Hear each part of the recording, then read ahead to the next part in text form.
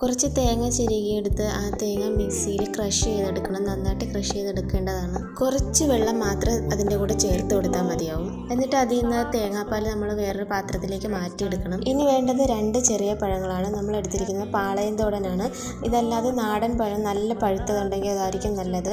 അപ്പോൾ ആ ഒരു പഴം ചെറുതായിട്ട് അരിഞ്ഞ് നമുക്ക് ഈ തേങ്ങാപ്പാലിൻ്റെ കൂടെ ക്രഷ് ചെയ്തെടുക്കേണ്ടതാണ്. എത്ര പഴം വേണമെങ്കിലും ചേർക്കാം. ഞാനിവിടെ 2 പഴമേ എടുത്തിട്ടുള്ളൂ. ഇത് ക്രഷ് ചെയ്ത് വരുമ്പോൾ നല്ല സ്മെല്ലാണ് വരുന്നത്.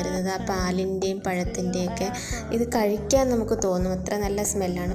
ഇത് യൂസ് ചെയ്യേണ്ടത് എപ്പോഴാണെന്ന് വെച്ചാൽ നമ്മൾ കുളിക്കുന്നതിന് അരമണിക്കൂർ മുമ്പെങ്കിലും തലയിൽ തേച്ച് വെക്കണം. അപ്പോഴായിരിക്കും ഇത് തലയിൽ നന്നായിട്ട് പിടിക്കുന്നത്. ഈ കാണുന്ന പോലെ ഡ്രൈ ആയിട്ടുള്ള ഹെയർ ഉള്ളവർക്കൊക്കെ ഒരു നല്ല ഹെയർ പാക്കായിട്ട് ഇത് ഉപയോഗിക്കാം. കാരണം തേങ്ങാപ്പാൽ എന്നത് വെളിച്ചെണ്ണയാണ്. അതുപോലെ തന്നെ ഈ പഴം എന്ന് പറയുന്നത് നമ്മുടെ ഹെയർ ഗ്രോത്ത് ബൂസ്റ്റ് ചെയ്യുന്ന മറ്റൊരു ഘടകമാണ്. അതുകൊണ്ട് തന്നെ ഇത് സ്കാൽപ്പിലൊക്കെ തേച്ച് നന്നായിട്ട് മസാജ് ചെയ്ത് കുളിച്ചു കഴിഞ്ഞാൽ നല്ലൊരു റിസൾട്ടായിരിക്കും കിട്ടുന്നത്.